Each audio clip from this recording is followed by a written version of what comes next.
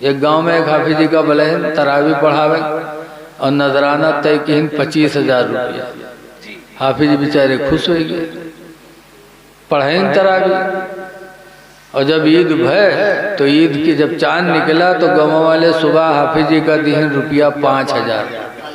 तो हाफिज जी कहीं नहीं कैसे 25,000 के ऐलान रहा, 25,000 के हमारे तुम्हार बात रहा है। गाँव वाले कहीं ने हमारे लोग न तने जू चाहता। हाफिज जी कहीं नहीं दे दो हमारा पूरा पैसा, नहीं हम सब तुम्हारी नमाज खराब कर दे। तो गाँव वाले कहीं अब का करिए, अब तो पढ़ाई दिए, अब होएगा अब का कह सकत, कहीं नहीं बदई तो नहीं हम सब खराब कर दे। गाँव वाले कहीं करिए का। तो हाफिज जी कहते जाओ जत्ती तरावी पढ़ावा रहा सब बगैर वजू के पढ़ावा रह जाओ।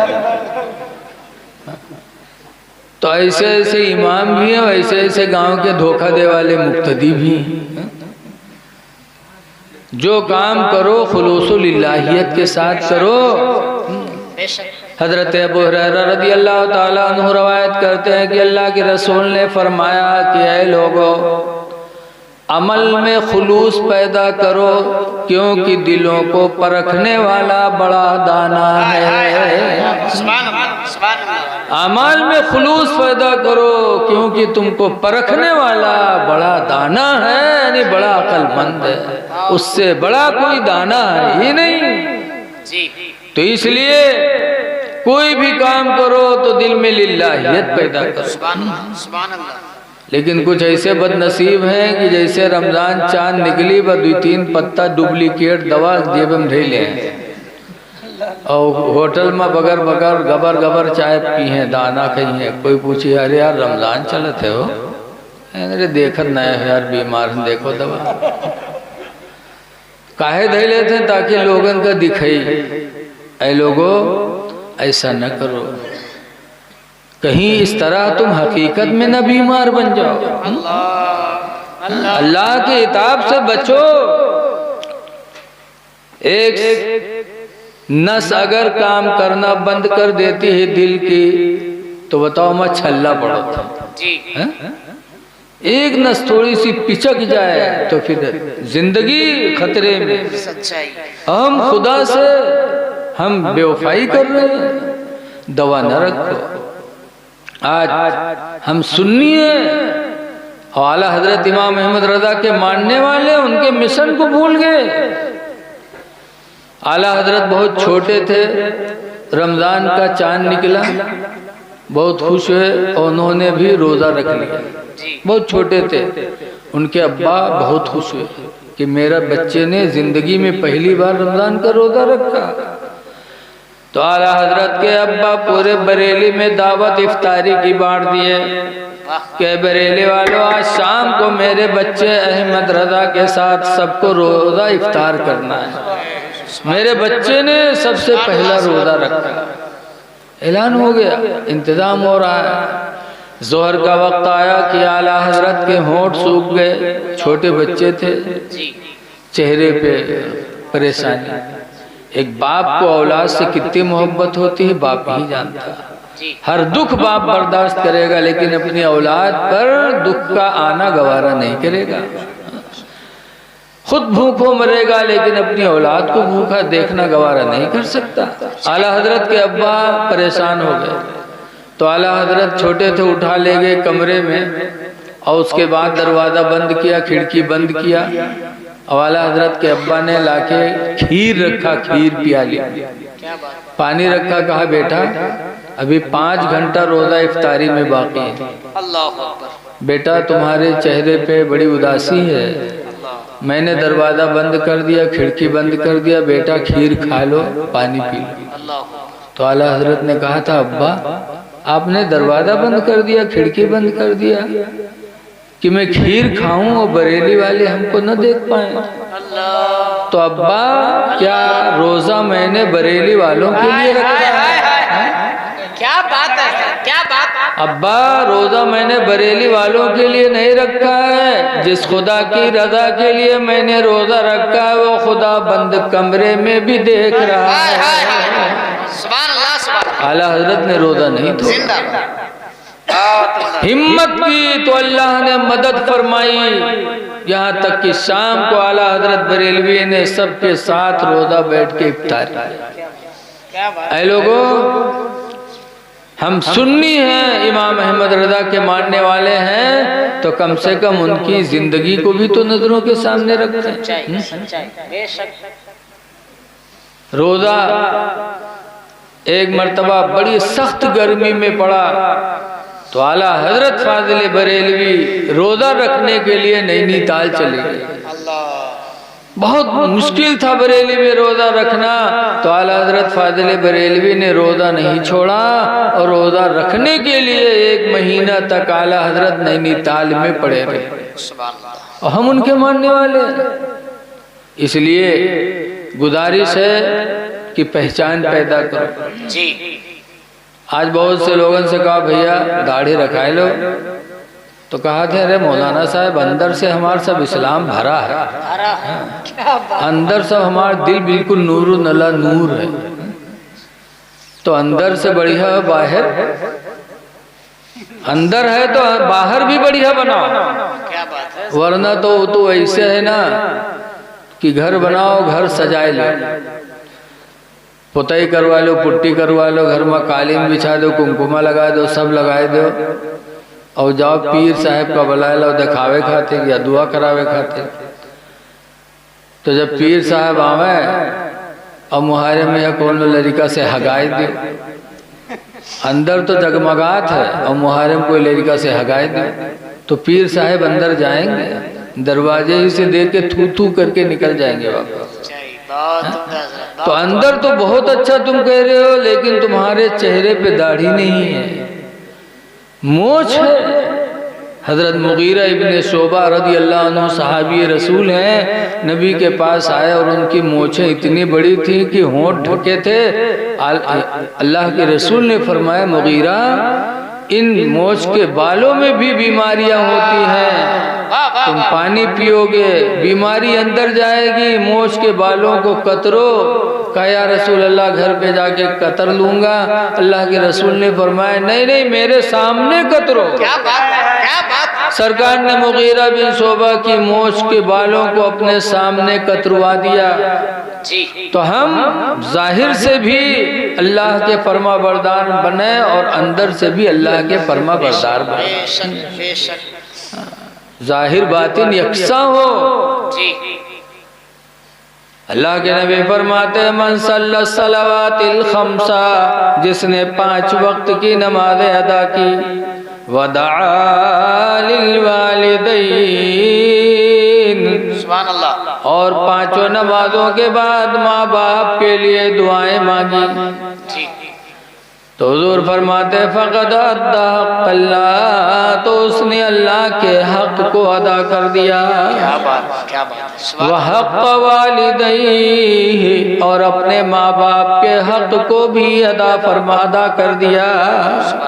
माँ बाप के भी वफादार बनो, खुदा के भी वफादार बनो। नमाज पढ़ के माँ बाप के लिए दुआएं मांगी तो गोया कि तुम खुदा के भी वफादार बंदे हो गए, माँ बाप के भी फरमा बरदार औलाद हो गए। इसलिए ऐ लोगों 4 दिन की जिंदगी में नेकियां कर लो। क्या बात। आज अफसोस है कि हमारी मस्जिदें सुनी पड़ी हुई हैं। एक सहाबी हैं जिनका नाम है सोलबा, नबी के पीछे नमाज पढ़ते थे और हर नमाज के बाद बहुत जल्दी मस्जिद से निकलते थे, फजर में भी, जुहर में भी, असर में भी, सबसे पहले निकला करते थे। एक दिन लोगों ने शिकायत किया या रसूल अल्लाह सल्लल्लाहु अलैहि वसल्लम सोलबा को बड़ी जल्दी रहती है। तो हुजूर ने सोलबा को बुलाया, बुलाने के बाद फरमाया सोलबा तुम हर नमाज में सबसे पहले मस्जिद से बाहर क्यों जाते हो? तब सोलबा का जवाब सुना, कहते या रसूल अल्लाह बड़ी गरीबी है घर में, इतनी गरीबी कि सिर्फ घर में एक जोड़ा कपड़ा है, वही एक जोड़ा कपड़ा पहनकर मैं आता हूँ आपके पीछे नमाज पढ़ता हूँ, फिर वापस जाता हूँ यही कपड़ा उतार कर बीवी को देता हूँ, तब मेरी बीवी नमाज पढ़ती है। इसलिए जल्दी करता हूँ कि कहीं मेरी बीवी की नमाज का वक्त निकल न जाए। ऐ दीनी भाइयों जरा गौर करो नबी के जमाने के लोगों की दिल की चाहत कि ऐसी गरीबी कि एक ही जोड़ा कपड़ा है मियाँ बीवी के बीच में, लेकिन न बीवी की नमाज छूट रही है न शौहर की नमाज छूट रही है। क्या बात है, बात आवाज अल्लाह ने हमको तुमको कितना दे दिया, इसलिए खुदा के शुक्रगुजार बंदे बनो, बेशक अल्लाह का शुक्र अदा करो। अल्लाह ने कितनी नेमतों से हमको आपको माला माल फरमाया है। इसलिए गुजारिश है कि नमाजों की पाबंदी करो, रमज़ान की तैयारी कर लो, और रमज़ान में गैर रमज़ान में हमेशा अपने दिल का दरवाज़ा खुला रखो। हुजूर फरमाते इरहमू मन फिल अर्द, ज़मीन वालों पर तुम रहम करो, यरहमुकुम मन फिस समा, तो आसमान वाला तुम पर रहम फरमाएगा। तुम जमीन वालों पे रहम करो, खुदा तुम पे रहम फरमाएगा। इसलिए यतीमों, बेवाओं, गरीबों की तरफ ध्यान दो। कुरान करीम में कि जब जहन्नम में जाएंगे तो उनसे पूछा जाएगा मा सलककुम फी सक़रा, किस वजह से तुम लोग जहन्नम में आए, तो वो जवाब क्या देंगे? पहला जवाब जहन्नमी तो ये देंगे क़ालू लम नकु मिनल मुसल्लीन, पहली वजह कि हम नमाज नहीं पढ़ते थे, जिसकी वजह से अल्लाह ने हमको जहन्नम में डाला। और दूसरी वजह क्या करेंगे? कुरान में दूसरा जवाब देंगे वलम नकु नुतिमुल मिस्कीन, और हम गरीबों को खाना नहीं खिलाते थे। जहन्नमी कहेंगे कि हम नमाज न पढ़ते थे और गरीबों को खाना नहीं खिलाते थे, जिसकी वजह से अल्लाह ताला ने हमको जहन्नम में डाल दिया। इसलिए नमाजें भी पढ़ो और गरीबों का ख्याल रखो, गरीबों का ख्याल रखो। इस सिलसिले में आप हमेशा सुनते रहते हो कि फलां ने फलां के साथ क्या किया, फलां ने फलां के साथ क्या किया। तो आप भी इस मामले में आगे बढ़ो। किसी का दिल अगर आपने जीत लिया तो ये सबसे बड़ी नेकी होगी। हुजूर से पूछा गया कि अल्लाह के रसूल क़यामत में सबसे महबूब बंदा अल्लाह के नज़दीक कौन होगा? तो हुजूर ने फरमाया दुनिया में जो किसी के दिल को खुश कर देगा अल्लाह के नज़दीक क़यामत के दिन सबसे महबूब बंदा होगा। सुभान अल्लाह, सुभान अल्लाह। तो कोई नंगा हो उसे कपड़ा दे दो, कोई भूखा हो तो उसे खाना खिला दो, प्यासा हो तो पानी पिला दो। ये वो चीजें हैं जो नेकियां कभी मरने वाली नहीं। बहुत उम्दा सर, बहुत उम्दा। हदीस पाक में हुजूर फरमाते अल बिर्रु ला यबला, नेकी कभी पुरानी नहीं होती। कपड़ा पुराना होके फट जाता, मकान पुराना होके गिर जाता, आदमी पुराना होके मर जाता, लेकिन हुजूर फरमाते अल बिर्रु ला यबला, नेकी पुरानी नहीं होती। वज़्ज़म्बु ला युन्सा, और गुनाह भुलाया नहीं जाता। कोई ना सोचे कि हम गुनाह करें तो लोग भूल जाएंगे, लोग भूल जाएंगे, लेकिन जिस बदला देने वाला खुदा गुनाह को कभी भूलेगा नहीं। गुनाह कभी नहीं भूला जाता। लेकिन कुछ लोग जानते हैं, लोग भूल जाते हैं तो जानो सब भूल गए। जैसे देखा जाता गांव में कोनो बिटिया लड़का निकल गए, जब निकल गए तो गांव भर थुक्कत है। तके 2-4-6 साल के बाद धीरे धीरे यह करीब वाले गांव में रहे लगी, तके धीरे धीरे गाँव में आवे लगे, तके गांव में रुक जाइए। कुछ दिन तो लोग कहीं का खानम न पूछा जाए, शादी भी हम छोड़ो, तके थोड़े दिन के बाद पूछे लगी, तब वो जनिए कहा कि सब भूल गए हमारे लोगन को ना। हाँ, अब वो जाना था कि हम बहुत परहेजगार हुए। लेकिन याद रखो नबी फरमाते हैं अलबिरुला यबला, नेकी कभी पुरानी नहीं होती, वज़्ज़म बोला युंसा, और गुनाह भुलाया नहीं जाता, वद्दय्यान ला यमूत, और बदला देने वाला मरता नहीं है, बदला देने वाला कभी मरेगा नहीं। इअमलू मा शी'तुम, तो हुज़ूर फरमाता है लोगों जो तुम चाहो कर लो, चाहे नेकी कर लो चाहे बुद्धि कर लो, बदला देने वाला खुदा कभी मरेगा नहीं, तुमको बदला मिलेगा।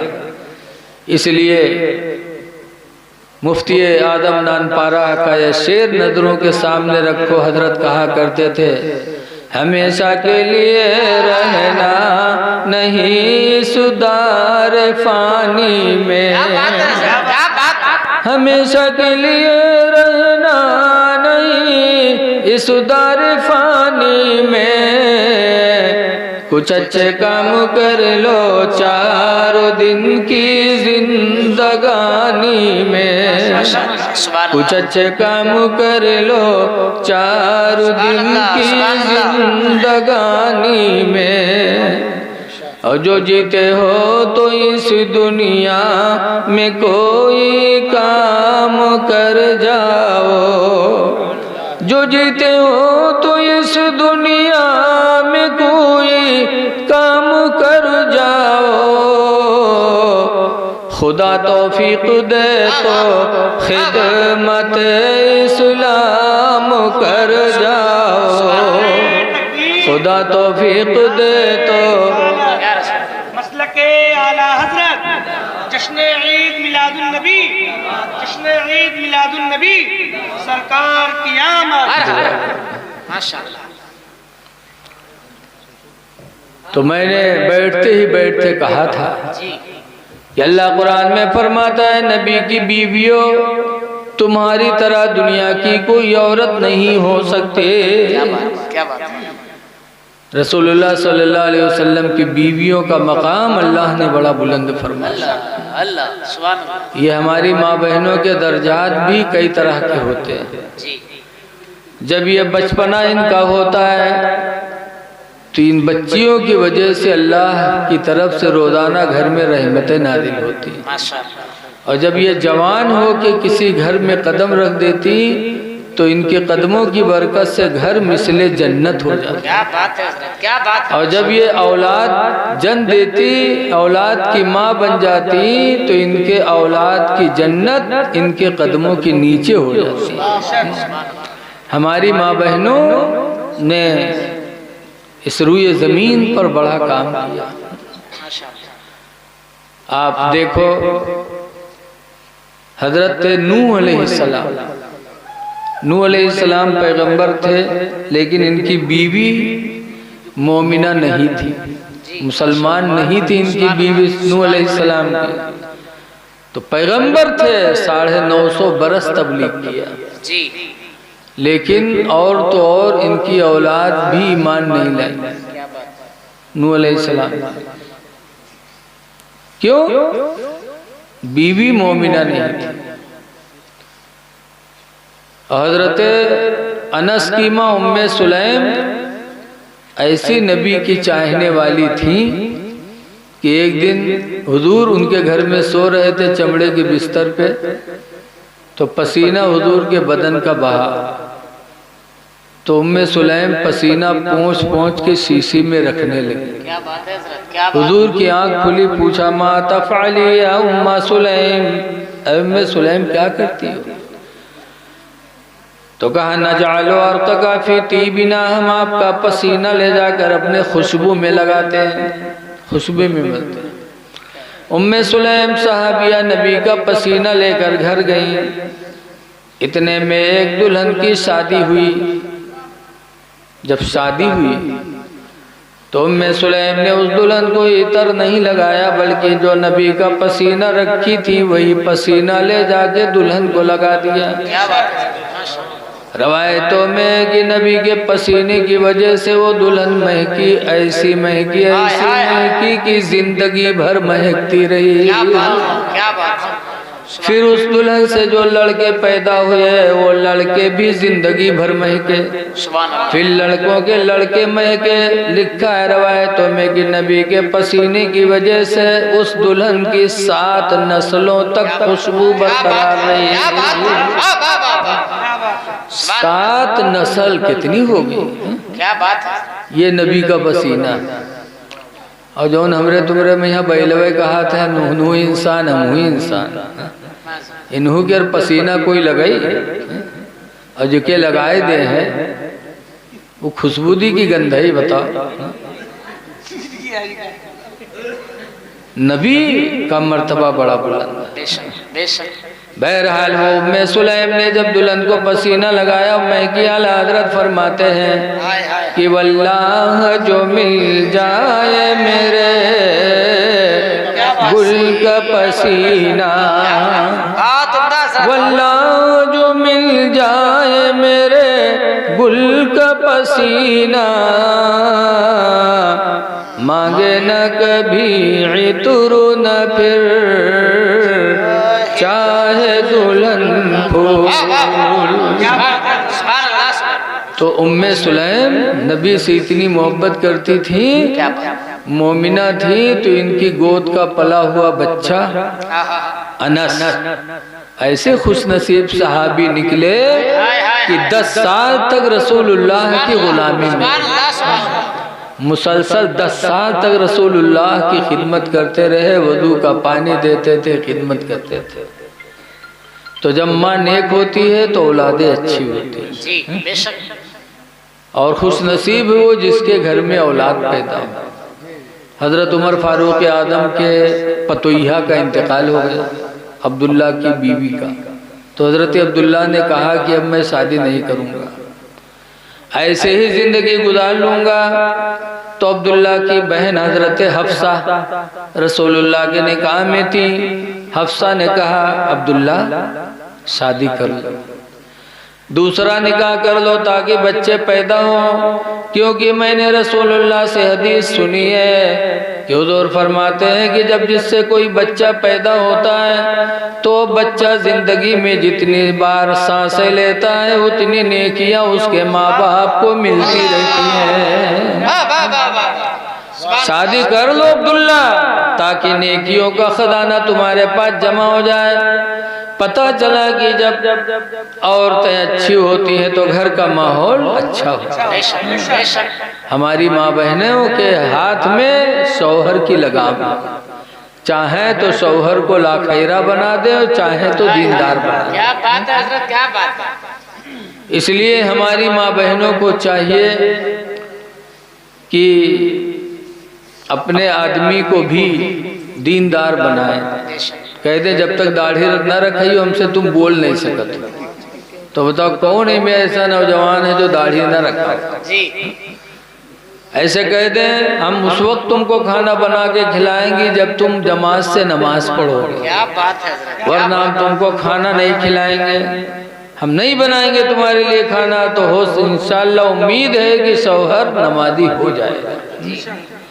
इसलिए मेरी माँ बहनों, रसूलुल्लाह सल्लल्लाहु अलैहि वसल्लम की बीवियों ने वो काम किया कि जिसकी वजह से दुनिया से बेमिसाल हो गई, उनकी तरह कोई औरत नहीं है। इसलिए हमारी माँ बहनों को भी चाहिए कि वो काम करें कि जिससे एक नाम रोशन हो, जैसे कि गौसे पाक की माँ का नाम रोशन हुआ कि गौसे पाक माँ के पेट में थे तो 9 महीना के अंदर उनकी माँ ने 18 पारा पढ़ा था, तो गौसे पाक 18 पारे के हाफिज हुए थे। अगर उनकी माँ ने न किया होता तो कितने 100 साल जमाना गुजर गए, लेकिन आज हर मिंबर पे गौसे आदम की माँ याद की जाती है। क्यों? उन्होंने वो काम किया। इसलिए हम माँ बहनों से गुजारिश करेंगे कि तुम भी ऐसा कोई काम करो जिससे तुम्हारी दास्तान दुनिया में बन जाए। हजरत इब्राहीम अलैहिस्सलाम की बीवी सारा, देखो दुनिया में मर्द आए औरतें आए, मर्दों में सबसे ज्यादा खूबसूरत अल्लाह ने किसको बनाया? यूसुफ अलैहिस्सलाम। और औरतों में सबसे ज़्यादा खूबसूरत अल्लाह ने किसको बनाया? इब्राहीम अलैहिस्सलाम की बीवी सारा। बहुत खूबसूरत थी, बेमिसाल दुनिया में थी, लेकिन उनका ईमान खुदा की ज़ात पे कितना ज़बरदस्त था, भरोसा। लिखा है कि हज़रत इब्राहीम अलैहिस्सलाम अपनी बीवी सारा को एक दिन कहीं लेके जा रहे थे, एक मुल्क के बॉर्डर पे पहुंचे, तो उस मुल्क का बादशाह जालिम था। पूरे मुल्क के चारों तरफ सिपाही बैठे हुए थे, इसलिए कि जब कोई आदमी अपने साथ कोई औरत लेकर के आए तो उससे पूछो कि है कौन तुम्हारी। तो अगर वो मुसाफिर कह देता कि मेरी बहन है या मेरी माँ है तो कहता था छोड़ देना। अगर कह दे कि मेरी बीवी है तो उसकी औरत को पहले मेरे पास लाना, मैं रखूंगा फिर छोड़ूंगा तब वो लेके जाएगा। इतना बड़ा जालिम था, चारों तरफ सिपाही बैठे थे। हजरत इब्राहीम अलैहिस्सलाम अपनी बीवी सारा को लेकर जब बॉर्डर पे पहुंचे, सिपाहियों ने देखा तो बादशाह के पास पैगाम भेजा कि बादशाह, आज तुम्हारे मुल्क के बॉर्डर पे एक ऐसी औरत आई है कि जिसकी कोई मिसाल दुनिया में नहीं है। ऐसी औरत हम लोगों ने अपनी जिंदगी में कभी नहीं देखा। पूछा, नाम पूछो कौन है? इब्राहीम अलैहिस्सलाम से पूछे सिपाहियों ने कि ये कौन है, तो इब्राहीम अलैहिस्सलाम की थी बीवी और कह दिया कि मेरी बहन है। लेकिन याद रखो, झूठ नहीं है। इब्राहीम पैगंबर ने ये नहीं कहा था मेरी बीवी नहीं है, बल्कि पूछा था कौन है, तो इब्राहीम पैगंबर ने कहा था मेरी बहन है। तो बहन किस एतबार से? ईमानी एतबार से। ये भी खुदा की वहदानियत के मानने वाली, मैं भी खुदा की वहदानियत का मानने वाला। क्या बात है?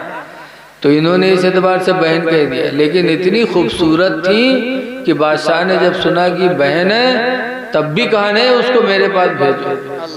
कानून तोड़ दिया। जब इब्राहीम मियाँ बीवी को सिपाही ले जाकर बादशाह के महल के पास पहुंचे, बादशाह ने इब्राहीम अलैहिस्सलाम की बीवी सारा को अंदर बुलवाया। तो इब्राहीम पैगंबर रोने लगे। जब रोने लगे तब सारा ने कहा था, ऐ मेरे प्यारे शौहर इब्राहीम, आप रो रहे हैं?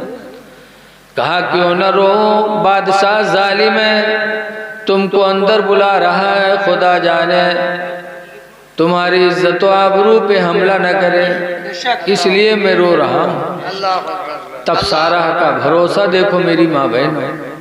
सारा ने कहा था मेरे शौहर इब्राहीम तुम रो नहीं, जिस खुदा ने मुझे हुस्न अता फरमाया है, मेरा ईमान है कि वो खुदा मेरे हुस्न की हिफाजत पर भी कादिर है। जिस खुदा ने मुझे हुस्न दिया वो खुदा मेरे हुस्न का मुहाफिज भी है, निगरां भी है। इब्राहीम पैगंबर तुम घबराओ नहीं, मेरा खुदा मेरा निगहबान है। ये कह के अंदर गए और जैसे बादशाह ने देखा, हजरत सारा का हुस्न देखा, फौरन बादशाह तख्त से नीचे उतरा और सारा की तरफ ज़िना के इरादे से बढ़ा। सारा ने कहा या अल्लाह मेरे इज्जत व आबरू की हिफाजत फरमा। जैसे सारा ने दुआ मांगी वैसे उस बादशाह पर फालिश गिर गई। क्या बात है, क्या बात है। और जब फालिश गिरी तो जिन पर फालिश गिरे तो उनका तो देखबे कि अंडुई में बोल पावत है, पैर चला था ऐसे ऐसे बहाए बहाए पैर मारा, लुबलुबाने लगा। ए सारा माँ अल्लाह वालियों को, अल्लाह वालों को रहम भी बहुत आता है। हजरत सारा ने फौरन माफ कर दिया। जब माफ कर दिया, इधर माफ करना था कि वो फिर टन हो गया। एक दुनिया को, एक अल्लाह ताला को एक इबरत देनी थी। माफ किया, उधर फौरन उसको सेहत मिल गई। जब फिर शिफा मिली, सेहत हुई, तो सोचिस कहूँ बेर बेर थोरो हुई, फिर आगे बढ़ा। जब फिर आगे बढ़ा तो फिर उस पर फालिश गिरी। जब फिर फालिश गिरी फिर माफी मांगा, सारा ने माफ कर दिया। तब उस बादशाह ने माफी मांगा और उन्हीं तरह एक औरत और थी, हाजरा। तो बादशाह ने कहा था इब्राहिम पैगंबर इसे भी ले जाओ, और इसी तरह एक औरत और है उसी भी लेके जाओ। क्या बात है, क्या बात है। मैंने ये वाकया किस लिए किया? इसलिए कहा है कि हमारी माँ बहनें जरा खुदा के ऊपर भरोसा करें। क्या बात कि अल्लाह ताला बहुत बड़ा मुसब्बिबुल असबाब है। बेशक बेशक। वही हाजरा है कि जब इस्माइल को जंगल में लेके गए थे, इब्राहिम अलैहिस्सलाम ने छोड़ा था हाजरा को और इस्माइल को, तब हाजरा ने कहा था ऐ इब्राहिम मुझसे मेरे बच्चे से कौन सी गलती हो गई कि जंगल में छोड़ के जा रहे हो? कदमों को पकड़ लिया था, कहा था जंगल में न पानी पीने के लिए न खाने के लिए कोई दाना है, जंगल में दरिंदे हैं। इब्राहिम कौन सी गलती हो गई है जो छोड़ के जा रहे हो? क्या बात। तो इब्राहिम कुछ नहीं बोले थे। तब हाजरा ने कहा था कि इब्राहिम क्या खुदा का हुक्म तो नहीं है? क्या बात है। तो जब पूछा खुदा का हुक्म तो नहीं है, तब सर हिलाया था। तो हाजरा ने फौरन इब्राहिम के कदमों को छोड़ दिया था, फरमाया था इब्राहिम अगर खुदा का हुक्म है तो तुम बिल्कुल जाओ। जिस खुदा का हुक्म है उस खुदा पर मेरा ईमान है कि वो खुदा जंगल में भी मुझे और मेरे बच्चे को रोजी अता फरमाएगा। वो खुदा जंगल में भी मुझे पानी पिलाएगा। वही खुदा मुझे जंगल के दरिंदों से भी मेरे बच्चे की हिफाजत भी करेगा। आप जाओ। छोड़ दिया था, इब्राहिम चले आए, लेकिन हजरत हाजरा की ईमान की बरकत देखो कि आज वही जंगल शहर मक्का बना हुआ है। उसी जगह पे खुदा का घर बना, आज पूरी दुनिया उसी घर का तवाफ करती है। तो जब इंसान का भरोसा खुदा की ज़ात पर होता है तो खुदा अपने बंदे की हर मैदान में मदद फरमाता है। आखिरी बात कह के मैं अपनी तकरीर ख़त्म कर रहा हूँ। सच्ची हिकायत में एक बुजुर्ग का वाक़या है, हजरत मुस्की अलैहिर्रहम। उनका नाम था मुस्की। मुस्की से मतलब ही न जाने कि मुस्की आवा करता रहा। मुस्की का मतलब उनके बदन से मुस्क की खुशबू निकला करती। क्या बात है। हमेशा महका करते थे। मस्जिद में जाए तो वहाँ झगड़ा हो। मस्जिद में जाते हजरत मुस्की तो नमाजियों में झगड़ा। उनके बदन से मुस्की की खुशबू निकला करती थी। सब चाहे कि उनके बगल में हम खड़े हुए ताकि नमाजों पढ़ा के खुशबू मिला करें। तो एक दिन नमाजियों में झगड़ा हो गया बगल में खड़ा होने के लिए। तो नमाजियों ने पूछा मुस्की ये बताओ कि हम लोग इतर लगा लगा के आते, हम लोग नहीं महकते, और आपके बदन से इतनी अच्छी खुशबू निकलती है, ये कहाँ से इतर लेके आते? तब मुस्की ने कहा मैं कोई खुशबू नहीं लगाता। कहा फिर ये खुशबू कैसे आती है?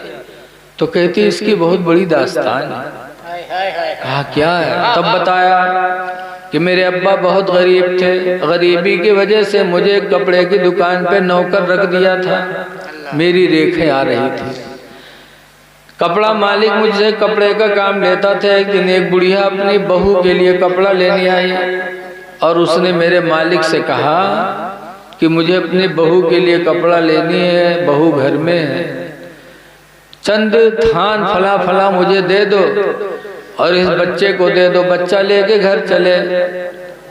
मेरी पतोहिया जो कपड़ा पसंद करेगी कपड़ा ले लूँगी, पैसे दे दूंगी, बाकी कपड़े ये ले आए। मुस्की कहते मेरे मालिक ने मुझे भेज दिया।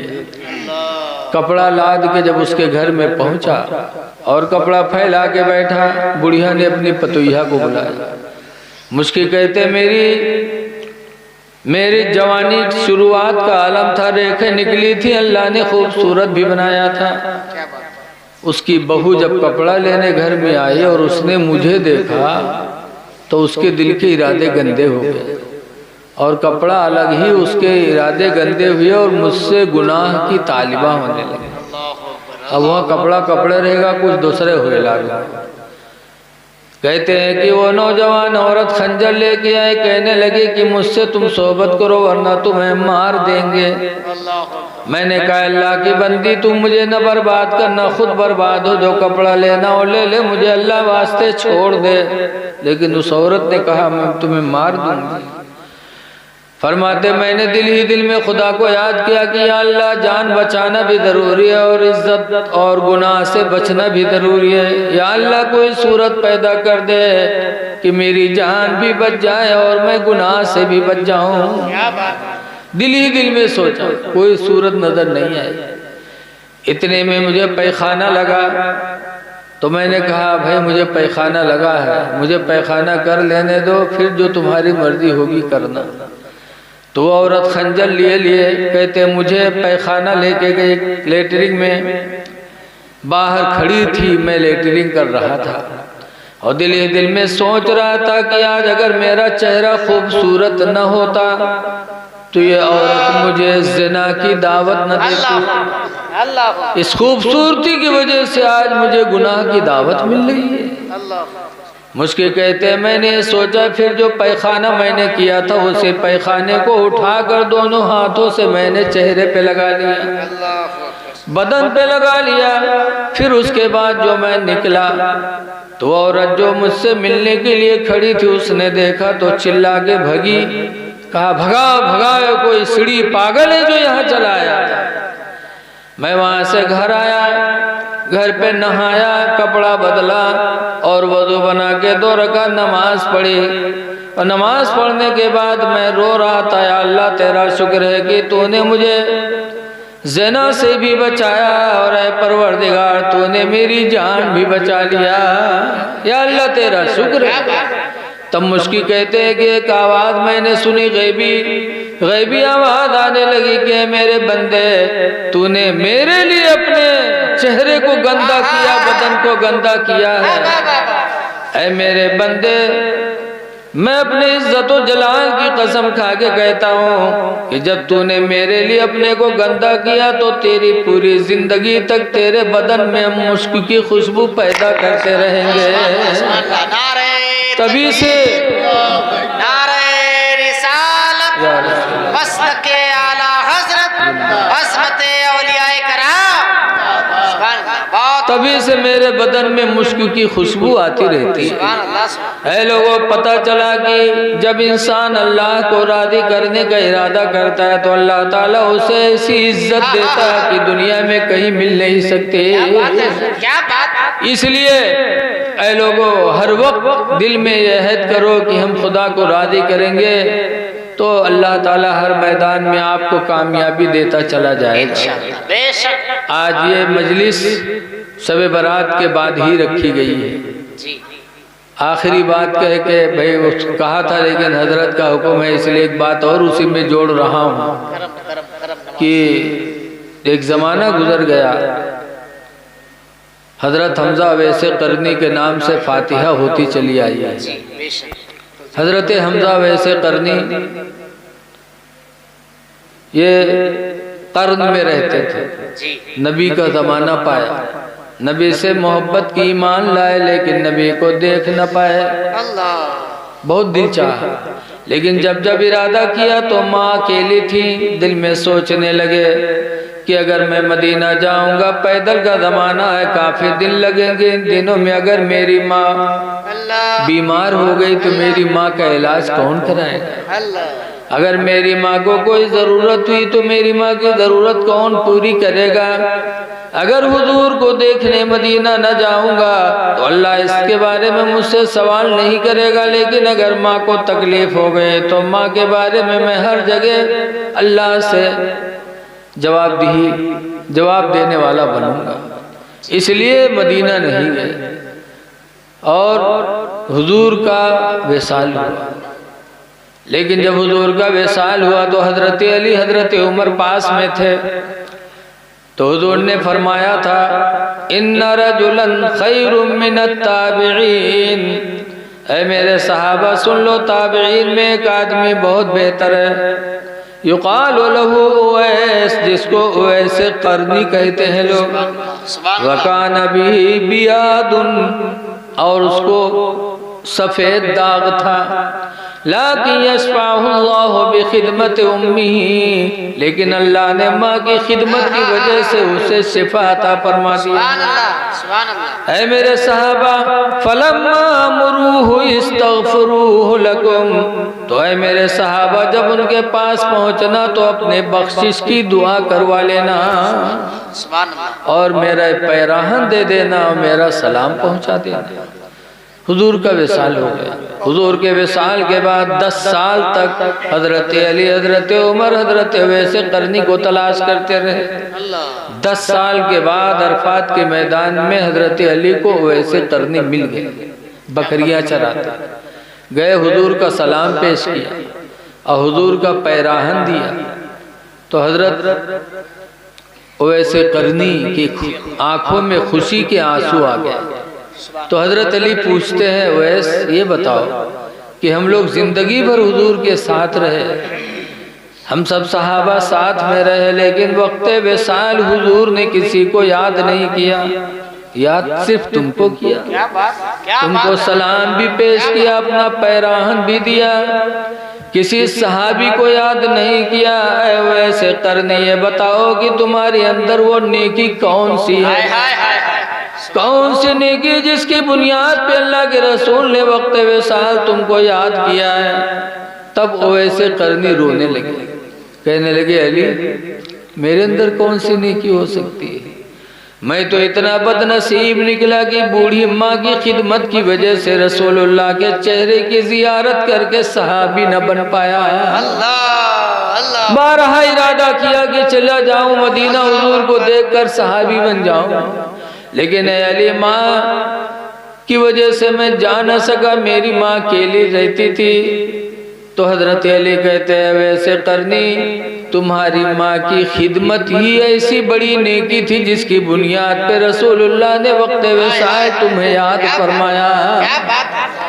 पता चला माँ बाप की खिदमत ये अल्लाह और अल्लाह के रसूल के नजदीक सबसे बड़ी दौलत है। इसलिए लोगों, नमाजें पढ़ो, नेकियां करो, लेकिन अपने माँ बाप को राजी करने की कोशिश करो। माँ बाप राजी नहीं होंगे तो ये नेकियां तुमको खुदा को राजी नहीं करा सकती। इसीलिए मारहरा पीर खाना है आला हजरत का हुजूर सैयद नजीब हैदर हसन मियाँ हर साल कहते हैं, मेरे बरकाती मुरीदो, लाखों की तादाद में तुम आते हो ये सोचकर कि हम पीर के दरबार में जाएंगे, पीर साहब हमें बख्शवा लेंगे। हजरत फरमाते हैं, खुदा की कसम जब तक तुम्हारे माँ बाप तुमसे राजी नहीं होंगे हम तुम्हारे काम नहीं आ सकते। इसीलिए माँ बाप की कद्र करो। हुजूर के ज़माने में एक सहाबी आए बारगाह नबी में, कहते हैं, इन्नी नजर तो अनुकब्बिला काबतल काबा, अल्लाह के रसूल मैंने मिन्नत मानी थी कि काबा की चौखट चूमूंगा। कहा चले जाओ। कहा अल्लाह के रसूल मैं नहीं जा सकता, मैं गरीब आदमी हूँ, मेरे पास पैसे नहीं, मजबूर हूँ, चल भी नहीं सकता, मक्का नहीं जा सकता, मैं कैसे करूँ। तो हुजूर ने फरमाया था, इरजिला फइला बैतिका, मक्का नहीं जा सकते तो अपने घर वापस चले जाओ। वक़ब्बिल क़दमई उम्मिका, और घर में पहुंचकर अपने माँ के दोनों पैरों को जाके चूम लो, अल्लाह ताला तुम्हारी मिन्नत पूरी फरमा दे। तो रोने लगे, कहने लगे, अल्लाह के रसूल माँ है ही नहीं, माँ जिंदा होती तो माँ के कदमों को चूम कर मिन्नत पूरी कर लेता, अल्लाह के रसूल माँ जिंदा नहीं है। तो सरकार ने फरमाया था, क़ब्बिल क़ब्रहा, तो उसकी कब्र को जाके चूम लो। क्या बात है। कहते अल्लाह के रसूल में बहुत छोटा था तभी माँ का इंतकाल हुआ, माँ की कब्र भी मैं नहीं पहचानता। तो हुजूर ने फरमाया था, खत्ती खत्तन फी बैतिका, अपने घर में जाके एक लकीर खींच लो और उसी लकीर को तुम अपनी माँ की कब्र मानकर चूम लो, अल्लाह ताला तुम्हें काबा की चौखट के चूमने का सवाब अता फरमाएगा। लेकिन कुछ ऐसे बदनसीब हैं कि जैसे रमजान चांद निकली व 2-3 पत्ता डुप्लीकेट दवा जेब में धे ले, और होटल में बगर बगर गबर गबर चाय पी हैं, दाना कहीं है। कोई पूछी, अरे यार रमजान चलते हो, अरे देखत नया है यार, बीमार देखो दवा। काहे धैले थे ताकि लोगन का दिखाई, ऐ लोगो ऐसा न करो, कहीं इस तरह तुम हकीकत में न बीमार बन जाओ। अल्लाह की इताब से बचो। एक नस अगर काम करना बंद कर देती है दिल की, तो बताओ मैं छल्ला पड़ा था जी। एक नस थोड़ी सी पिचक जाए तो फिर जिंदगी खतरे में। सच्चाई। हम खुदा से हम बेवफाई कर रहे हैं, दवा न रखो। आज हम सुन्नी हैं और आला हजरत इमाम अहमद रजा के मानने वाले उनके मिशन को भूल गए। आला हजरत बहुत छोटे थे, रमजान का चांद निकला, बहुत खुश हुए और उन्होंने भी रोजा रख लिया। बहुत छोटे थे, उनके अब्बा बहुत खुश हुए कि मेरा बच्चे ने जिंदगी में पहली बार रमजान का रोजा रखा। तो आला हजरत के अब्बा पूरे बरेली में दावत इफ्तारी की बांट दिए कि बरेली वालों आज शाम को मेरे बच्चे अहमद रजा के साथ सबको रोजा इफ्तार करना है। मेरे बच्चे ने सबसे पहला रोजा रखा। ऐलान हो गया, इंतजाम हो रहा है। जोहर का वक्त आया कि आला हजरत के होंठ सूख गए, छोटे बच्चे थे, चेहरे पे परेशानी। एक बाप को औलाद से कितनी मोहब्बत होती है बाप ही जानता। हर दुख बाप बर्दाश्त करेगा, लेकिन अपनी औलाद पर दुख का आना गवारा नहीं करेगा।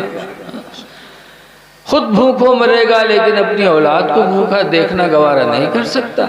आला हजरत के अब्बा परेशान हो गए, तो आला हजरत छोटे थे, उठा ले गए कमरे में और उसके बाद दरवाज़ा बंद किया, खिड़की बंद किया।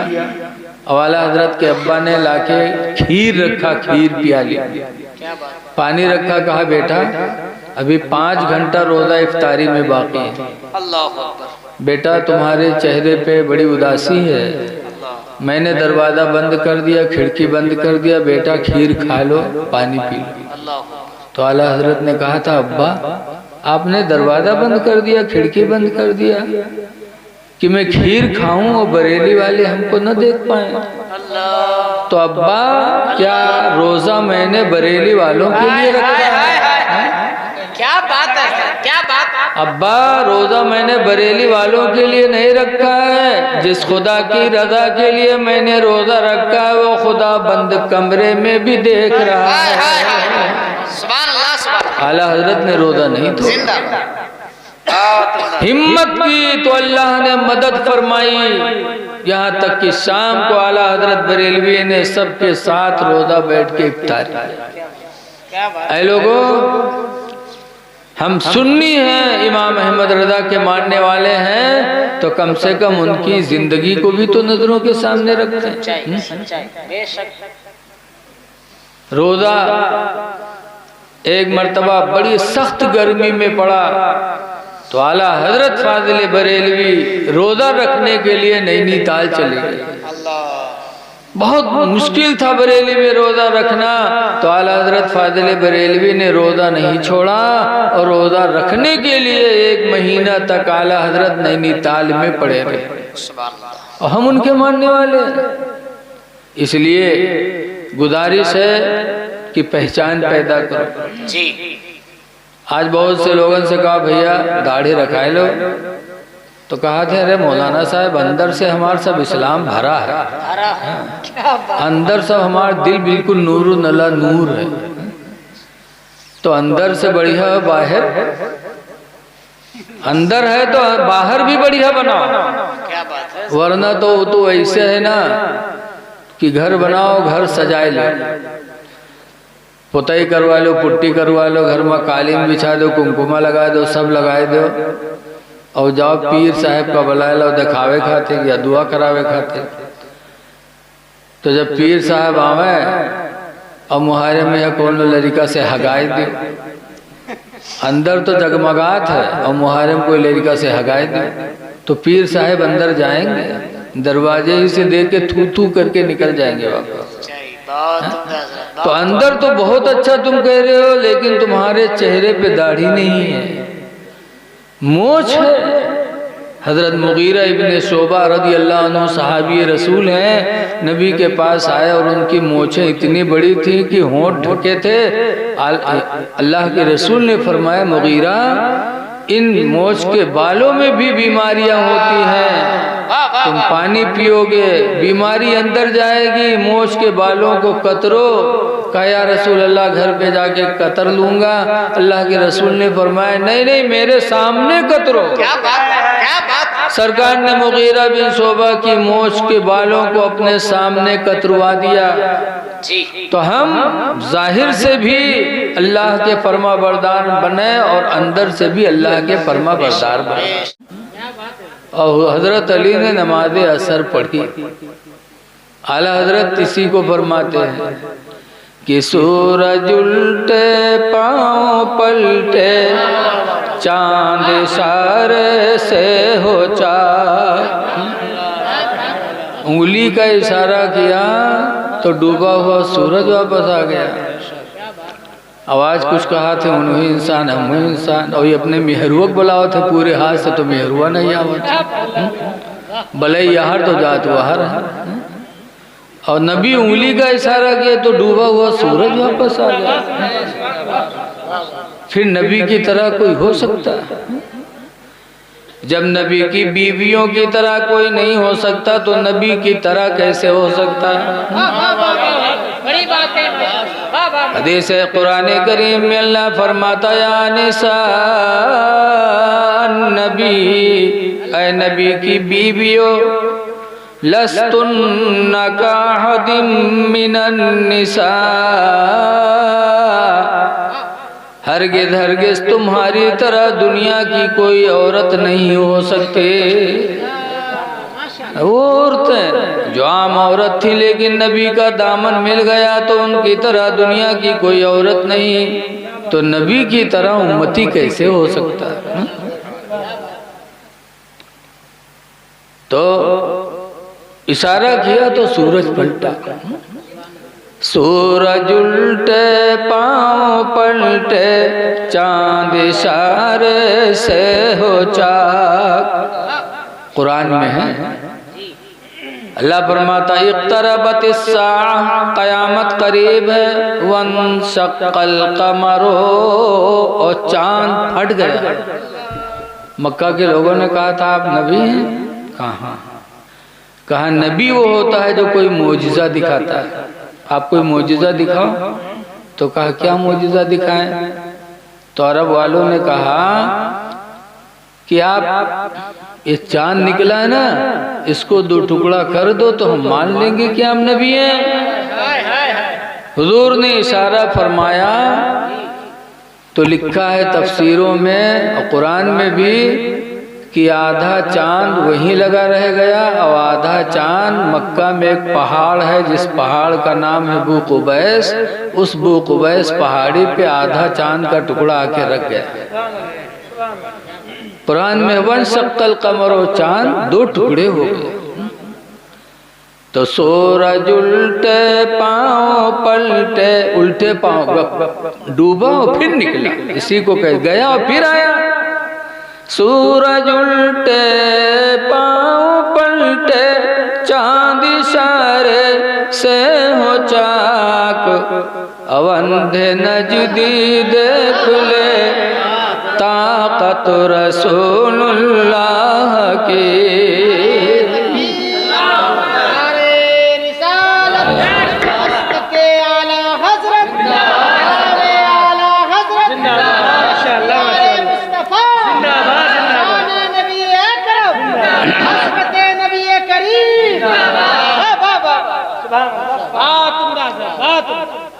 जब चांद दो टुकड़े हो गए, डूबा हुआ सूरज वापस आया, तो अब डर लगने लगा कि कोई मोहम्मद को खुदा न कह बैठे। कोई मोहम्मद को खुदा न कह बैठे, क्योंकि बहुत पहले से जहन में एक बात बसी हुई थी। जब इब्राहीम अलैहिस्सलाम नमरूद के ज़माने में पैदा हुए थे, बड़े गौर से सुनना, और नमरूद कहता था खुदा मैं हूँ, इब्राहिम अलैहिस्सलाम ने क्या कहा था? तुम खुदा नहीं हो सकते। क्यों? कहा खुदा वो है जो मौत देता है और जिंदगी देता है। अल्लज़ी युहयी व युमीत, कुरान में है कि खुदा वो है जो जिंदगी देता मौत देता है। तुम खुदा नहीं। तो नमरूद रहा बौखल, नमरूद तो जेल से 2 आदमी का भले से एक का फांसी भर रहा है, फांसी के डर, एक का रिहाई के डर, तुझे का फांसी का डर भर रहा है, वो का कहे इसका छोड़ो, वो जो का छोड़े का डर भरा, कहे का मार मर गया। तो कहे देखो हम भी तो जिसको मरने वाला था जिंदा कर दिया, और जो जिंदा था उसको मुर्दा कर दिया। समझा नहीं। इब्राहिम अलैहिस्सलाम समझे नहीं तो बहुत बड़ा बेवकूफ़ है, इस जिंदगी में समझा ही नहीं। तब इब्राहिम अलैहिस्सलाम ने कहा था कि खुदा वो है जो सूरज को पूरब से निकालता है, और अगर तुम खुदा हो तो तुम पश्चिम से सूरज को निकाल दो। तो नहीं निकाल पाया था। फबुहितल लज़ी कफ़र, कुरान में है वो काफिर मबहूत हो गया, सूरज को नहीं निकाल पाया। तो लोगों के दिलो दिमाग में ये बसा था कि खुदा वही हो सकता है जो डूबे हुए सूरज को निकाल दे। अब नबी ने निकाला अली के लिए, तो अब डर था कि लोग मोहम्मद को खुदा न कर बैठे। तो अल्लाह ताला ने फरमाया कुल इन्नमा अना बशरुम मिस्लुकुम, ऐ नबी तुम कह दो कि मैं तुम्हारी तरह बशर हूँ, मुझे खुदा न समझना। तो इसलिए बशर कहलाया गया था। बशर कहने के लिए नहीं कि हम नबी को बशर कहें, बल्कि नबी से कहा गया था कि तुम इनकिसारी के तौर पर कह दो कि मैं बशर हूँ। तो हुजूर कहें तो ठीक है, हम कहें तो ये हमारी बदनसीबी होगी। बोलो। जैसे हजरत मौलाना शेर मोहम्मद साहब क़िबला हजरत से हम कहें हजरत आप कुछ तकरीर कर दीजिए, और हजरत कहें मुझे कुछ नहीं मालूम है, तो ये हजरत की इनकिसारी है। और हजरत नाज़िम साहब कह दें कि मौलाना शेर मोहम्मद साहब को कुछ नहीं मालूम है, तो ये बेअदबी होगी, गुस्ताखी होगी। सारा आदमी इनको गलत कहेगा कि एक आलिम को आपने ऐसा कैसे कह दिया। तो हुजूर सल्लल्लाहु अलैहि वसल्लम ने जब डूबा हुआ सूरज वापस किया, चांद को 2 टुकड़े किया, तो आला हजरत फरमाते हैं मैं अपने नबी को क्या कहूँ। फरमाते हैं वाजिब में अबदियत का और मुमकिन में ये कुदरत कहाँ। वाजिब अल्लाह है, वाजिब उसे कहते हैं जो हमेशा हमेशा रहे, और मुमकिन उसे कहते हैं जो हमेशा ना हो। हम सब मुमकिन हैं, हमेशा हैं हम लोग, कल नहीं थे आज हैं, कल ख़त्म हो जाएंगे। और खुदा वाजिब है, हमेशा से है, हमेशा रहेगा। तो जो वाजिब होगा वो बंदा नहीं, और जो मुमकिन होगा उसके अंदर ये कुदरत नहीं। वाजिब में अबदियत कहाँ और मुमकिन में ये कुदरत कहाँ। वाजिब में अबदियत कहाँ मुमकिन में ये कुदरत कहाँ। हैरत ने झुंझुला कर कहा ये भी नहीं वो भी नहीं। आला हजरत ने जहाँ नबी की खूब तारीफ की है, वहीं आला हजरत ने हमको आपको झंझोड़ा भी। आगे फरमाते हैं कि रिज़्क़ खुदा खाया किया और फरमाने हक टाला किया। कहते हैं कितने बदनसीब हो कि अल्लाह की रोज़ी खा रहे हो और अल्लाह के फरमान को टालते जा रहे हैं। तरह तरह की नेमतें हम खुदा की दी भी खाते हैं और नमाज छोड़ रहे हैं, रोज़ा छोड़ रहे हैं, मस्जिदों को छोड़ रहे हैं, शराब और ज़िना की तरफ माइल हो रहे हैं, अल्लाह की नेमत खा रहे हैं और उसकी नाशुक्री करते जा रहे हैं। रिज़्क़ खुदा खाया किया और फरमान हक टाला किया। रिज़्क़ खुदा खाया किया, फरमान हक टाला किया। और शर्म नबी खौफे खुदा, ये भी नहीं वो भी नहीं। न नबी से शर्म रह गई, न खुदा का डर रह गया। अगर नबी से शर्म होती, खुदा का डर होता, तो हम खुदा के रोजे खा करके खुदा की नाफरमानी नहीं करते। नबी से शर्म पैदा करो। देखो आज मिट्टी देने लोग जाते हैं और मिट्टी दे के सब पलट आते हैं, सब साथ छोड़ देते, लेकिन ऐसे वक्त पर मुस्तफ़ा साथ नहीं छोड़ते।